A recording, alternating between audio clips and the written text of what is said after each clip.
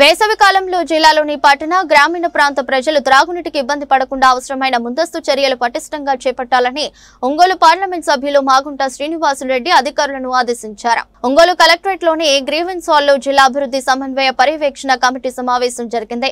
సమావేశంలో పార్లమెంట్ సభ్యులు మాగుంట శ్రీనివాసులరెడ్డి జిల్లా కలెక్టర్ శ్రీమతి ఏ తమీం అన్సారియాతో కలిసి జాతీయ ఉపాధి హామీ పథకం, జల జీవన్ మిషన్ కార్యక్రమం, పీఎం సూర్యఘర్ పథకం, పీఎం గ్రామీణ సడక్ యోజన, పీఎం ఆవాస్ యోజన పథకాల కింద పేదలకు మంజూరు చేసిన గృహ నిర్మాణాల పురోగతి, అమృత్ 1, అమృత్ 2 పథకాల ద్వారా ప్రజలకు త్రాగునీటి పథకాల అమలు పురోగతిపై శాఖల వారీగా సమీక్షించి అధికారులకు దిశానిర్దేశం చేశారు.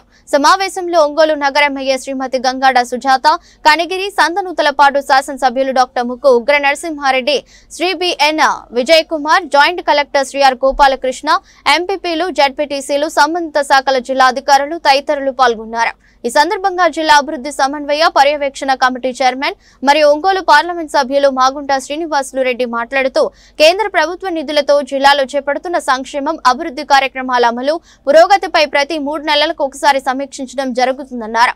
ఈ వేసవి కాలంలో జిల్లాలోని పట్టణ గ్రామీణ ప్రాంత ప్రజలు తాగునీటికి ఇబ్బంది పడకుండా అవసరమైన ముందస్తు చర్యలు పటిష్టంగా చేపట్టాలన్నారు.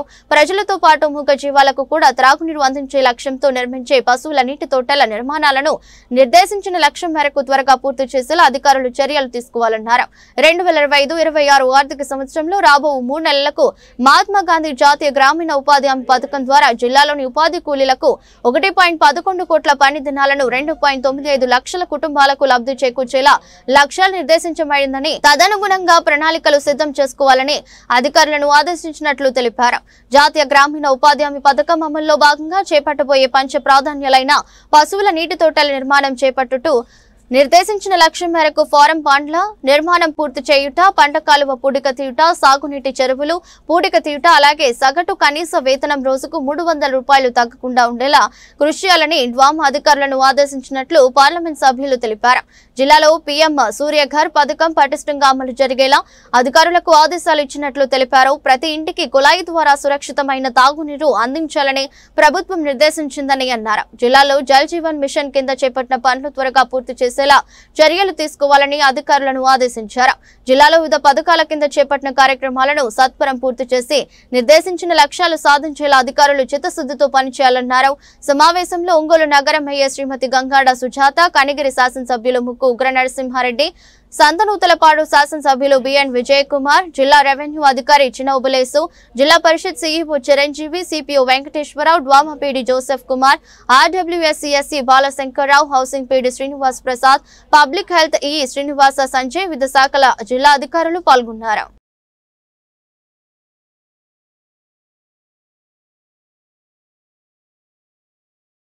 నియోజకవర్గ దిశ కమిటీ మీటింగ్ కలెక్టరేట్లో మనం జరుపుకుంటున్నాం.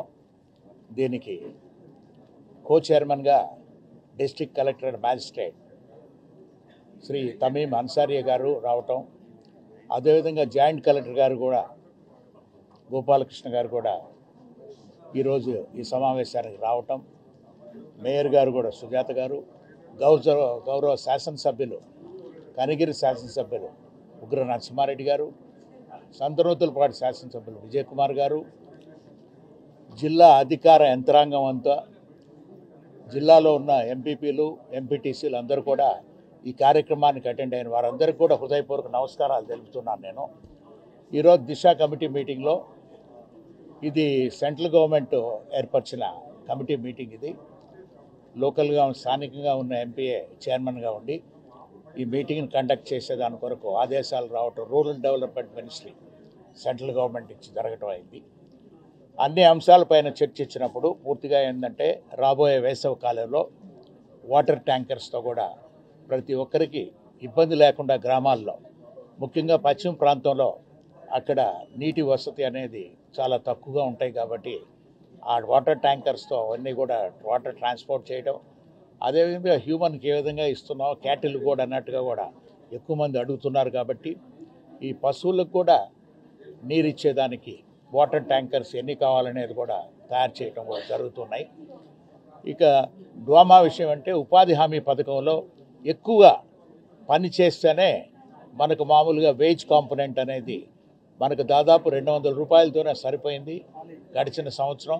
ఈ సంవత్సరం 290 రూపాయల దాకా కూడా, అంటే మ్యాక్సిమం 307 రూపాయలు అనేది కేంద్ర ప్రభుత్వం నిర్వహించింది. ఈ 290 రూపాయలు అనేది కూడా తీసుకొచ్చేదానికి గట్టిగా కృషి చేస్తామనేది పీడీ గారు కూడా చెప్పడం కూడా గౌరవ కలెక్టర్ గారు సమక్షంలో చాలా సంతోషమైన విషయం. అది ఉపాధి హామీ పథకం కింద ఇంకా ఎక్కువ మంది పనిచేస్తే ఈ ప్రాంతంలో కూడా మనం ఈ మెటీరియల్ కాంపోనెంట్ అనేది కూడా వచ్చి మనం అన్నీ కూడా మారుమూల ప్రాంతాల్లో ఉన్న రోడ్ల నిర్మాణం అయినా కూడా, అంటే చాలా కష్టాలు పడుతుంటారు ఉన్నప్పుడు కూడా ఈ బురద ప్రాంతంలో అన్నిటికీ, వాటన్నిటికీ రోడ్ల నిర్మాణం ఎస్సీ ఎస్టీ లొకాలిటీలో కూడా చేసుకునేదానికి కూడా ఎంతో వీలవుతుంది. అదేవిధంగా పబ్లిక్ హెల్త్ అనేదాన్ని ముఖ్యంగా కూడా దాన్ని అక్కడక్కడ ఉన్న ఇబ్బందులు అనేది కూడా ఈరోజు అమృత్ 2O కింద స్కీమ్ కింద చర్చించడం కూడా జరిగింది. ఇట్లా ఇతర అంశాలన్నీ కూడా మాట్లాడుకొని పూర్తిగా మనకు రాబోయే రోజుల్లో వేసవికాలం అంతా కూడా, ఈ వేసవికాలంలో కూడా చాలా జాగ్రత్తగా ప్రజలను మనం కాపాడుకోవాల్సిన అవసరం ఉంది. కాబట్టి ప్రతి ఒక్కరూ కూడా, అందరూ కూడా, ప్రజాప్రతినిధులు కూడా అందరూ కూడా ముందుకు రావాలని కోరుకుంటూ, గౌరవ శాసనసభ్యులు ఉగ్ర నరసింహారెడ్డి గారికి, అదేవిధంగా విజయ్ కుమార్ గారికి, కలెక్టర్ గారికి, జాయింట్ కలెక్టర్ గారికి, మేయర్ గారికి హృదయపూర్వక నమస్కారాలు తెలుపుతూ సెలవు తీసుకుంటాం.